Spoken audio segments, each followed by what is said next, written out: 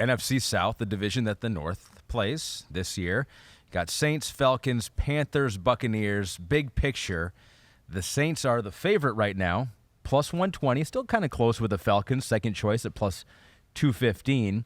Panthers at plus 400, and then a solid fourth and last place for the Buccaneers at plus 800. I maybe thought it would be a little closer with those four teams, kind of similar to the North, but it seems like clearly the Falcons and Saints are getting most of the love. I feel that way. To me, they're the teams I look at to go, ooh, they have the most potential. That's what I'll say. And, the NFC South, just so everybody knows, they play the AFC South and the NFC North. You said that already, didn't you? Just the North. I didn't know about the AFC South. All right, good. So yeah, and the AFC South is a little like them, lots of questions throughout the division there, right? The Saints, I would have expected them to be the team that's favored. Derek Carr's there. The O-line is pretty damn good. The defense was, towards the top of football all last year. Defense didn't make any plays last year. That was the problem. And they let people run on them for the first time in a while, which was kind of shocking. So, I don't know. When I look at the Saints, there is, like, a lot to like about their football team. So they were 7-10 last year. Yeah, they hung in there. Their over-under this year is 9.5. And get this, they have the easiest schedule of any team this year on paper right now. Is that right? They're the underdogs in only 3 games this season. Wow, that's actually kind of shocking, But yeah, you look at their schedule; it's not daunting when you really check it out there. Now, again, I think the teams like the Titans and the Packers are a little scary early on in the year, And then of course the other thing too that's just. Division rivals and the Panthers and the Bucs, they know how to play them, right? Those are two teams that got good defenses and everything there, right?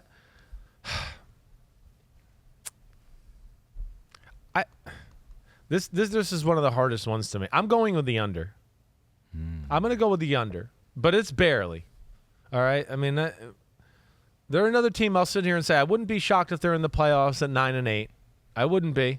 I don't know what is making me just tread lightly with them. I guess I want to see Derek Carr and the new team.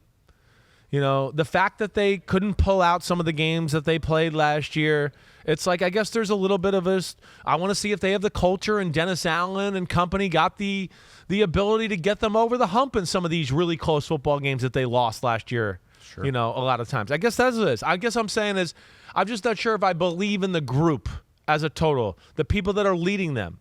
And I don't mean that to be disrespectful. I guess I gotta see a little bit. I gotta see it to believe it there. And I guess I'm just not totally buying into that aspect. They've been the team that for a few years now, it's just like, well, it's coming eventually. They've paid some of these guys. They're a little older. They're going to have to rebuild. And they've kind of avoided that. They really have. They have. They did a pretty good job of quietly flipping over their roster in the secondary. They drafted some guys last year. They drafted a Peyton Turner 2 years ago on the defensive line. To get him going. Olave got him involved, and then they've done a good job with some guys that have been off the radar too. Where they've hit. Juwan Johnson, the tight end, Rashid Shaheed, like we talked about, guys that were like not top prospects, but they hit on. And that point there is, I'm glad you said that too. I worry about that. That would be my one thing that worries about them too. That it's like they missed their window. That they are a year older in a lot of spots still. And that is something that definitely has crossed my mind, that I've even said to Flory on PFT a few times throughout the offseason. So you went under. I'm going under. You're under the 9.5. That's definitely one of the toughest ones for me to say that about, because, there is some spots where I go, I'll be mad in some ways. We go, well, they got Derek Carr. They had a good old line, D-line. Yeah. What are you, such an idiot? Why would you pick under? But I'm going to take under. I mean, under could be 9 wins and could still win that division. So it might not be the worst thing ever. Exactly right. It did last year, right? Yep. The Bucs won it in 8-9. Yeah, you're right. Yeah. Falcons, they were 7-10 last year. Yeah. Just a game out of the division title. 8.5 is the over-under. I'll give you a little lean on what Vegas is thinking. Actually, what the betting public is thinking right now. Yeah. 77% of the money is on the over. So they believe in Bijan. They saw that clip of Bijan Robinson making the one-handed catch in the 12-yard run. Like, over. It's Hammer over. it. They have the second easiest schedule of any team this year. So we're noticing a trend here of schedules of teams in the NFC South. I'm going over. I'm just going to hit that right off the bat. Okay. You know, you've been hearing me say it all year. I'm a believer in Atlanta. I am. I don't think it's going to be sexy, but they're going to run the ball, control the clock. Ritter will be smart. Ritter will make a run here or there. I think their defense will be much improved. So I am going over. And I think the thing I like about them, too, is you mentioned the schedule, but as you're hearing, everybody's hearing here, I'm into the early season schedule. You know that. Mm-hmm. And there's no team that I look at to go, ooh, they're going to be outclassed in that, at least early on. The Jaguars are the only team in the first 5 weeks that I could sit there and just go, okay, I think on paper they're clearly better. You know, and again, it's not by so much that I don't think they can't win that football game. But, you know, I think Houston, Detroit, Green Bay, Carolina, they're every bit in the class of those football teams. I think they're ready to turn the corner here. I know we got the quarterback question. We'll see where it goes. But I think they're going to play a brand of football that is not going to put a ton of pressure on the quarterback, just like we saw last year. And I think we'll get better quarterback play than they did last year from Marcus Mariota out of Desmond Ridder. Yeah, Pete notes something interesting about the schedule here. If you look at it, there's just one true road game in the first 6 weeks of the season because that Jaguars game in London, right? is in London. That's right. They're at the Lions week 3, loss. Yeah. So yeah, that's interesting. That's an opportunity to, again, young team. We haven't won. It sets up for them to get some confidence to start believing in themselves. And as we always see, you know, there's always a few teams that didn't make the playoffs the year before who jump on the scene, and it's a lot of times it is a formula like that helps a team like that gain that confidence. All right, so over on the Falcons, the Panthers next here. They had 7 wins last year. Their over/under is 7.5. Yep. Even with the number 1 overall pick. I know. In Bryce Young leading the squad now, who you have not been necessarily blown away by. No, that's right, and it's tough. I'm not trying to blame him. I haven't loved the look. They haven't protected him well, which hasn't helped them that way. You know, their weapons are not dangerous, right? Oof. I'm a believer. You know, their O-line's been a little disappointing so far. I thought they would have been better than, because they kind of ended the year last year playing some good football, opening up some big holes, running the ball, doing that, right? And then the Jets just annihilate them, and the Giants annihilate them up front. Well, you've got the under. Let's just move on now to the Buccaneers. I am. I don't see it. And it's a rookie quarterback where their best player on the offense is off the football team and DJ Moore. And you're exactly right.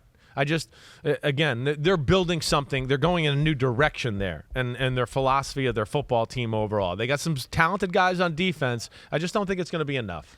So here's the question with the Carolina Panthers, though. Can that defense be good enough to somehow pull them to 8 wins?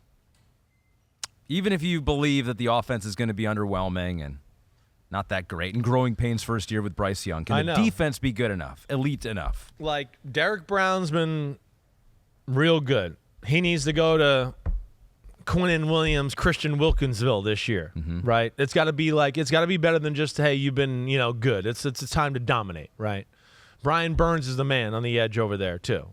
They got some dudes. We know the secondary's got some dudes. But no, do I think that they're going to be so dominant that, they'll be able to win games 16-10 and stuff like that? I don't envision that. And I think what goes into that is I would think that they got to be able to run the ball, and I haven't seen that, or I got to see it first to believe it. So yeah, I'm going the under with the Panthers. I think next year's the year to look at them to make a jump. All right, one more team, the team that won the division last year. How dare they put them this low?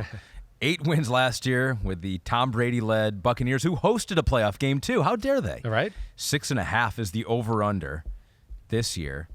75% of the money so far is on the under, even with the under being minus 140. So you don't even win a whole lot if you're right on that. No. So what's your gut? Like, let me hear the Ahmed Fareed gut on the Vegas Bucs. is telling me they think the under. The betting public is telling me they think the under. But you got Baker Mayfield, you got Mike Evans, you got a pretty good receiving core here still. I know it's a tough defense has got. number. It's like all those guys that we were praising last year didn't just go away. The did they? defense is it's there. It's there. Hey, Devin White, he didn't play good last year. He's got to play better this year, right? They're big on the defensive side of the ball. Their secondary's good. I mean, to me, it's all about the offense. Mm-hmm. It's definite O-line questions. We know that. They drafted Cody Mock. Right. And he was out there playing. Right. Wirf's making the transition to left tackle. Ryan Jensen. What's the run game going to look like? I don't know. Mike Evans is still good, but as we talked about, it's not what it used to be. Chris Godwin, he was good last year. I'm going to say I wasn't thrilled with it either.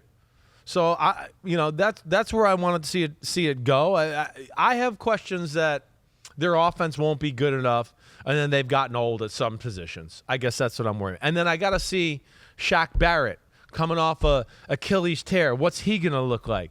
Tryon Shayanka. Can we depend on him to be a consistent pressure guy on the edge? I don't know. So that's where I'm going to go with the under with the Bucks. Ooh, okay. Yeah, it's a tough under there. I know. And there's some things I like, and I like some of those things you said, that size and that defense. Yeah. But I just can't do it. I can't do it. I don't see it.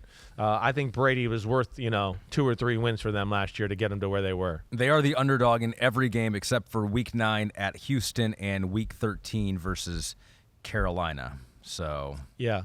I mean, I look at it early on, and like we've been talking about, they play the Eagles Week 3. And we know the Eagles are better, but can they play?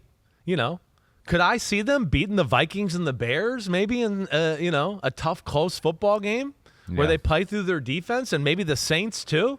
It's not crazy because none of those teams are world beaters other than the Eagles. Could I see Todd Bowles having a really good game plan and stopping Justin Fields in that offense and what they're doing, and they win the game 17-13? Definitely. No doubt about it.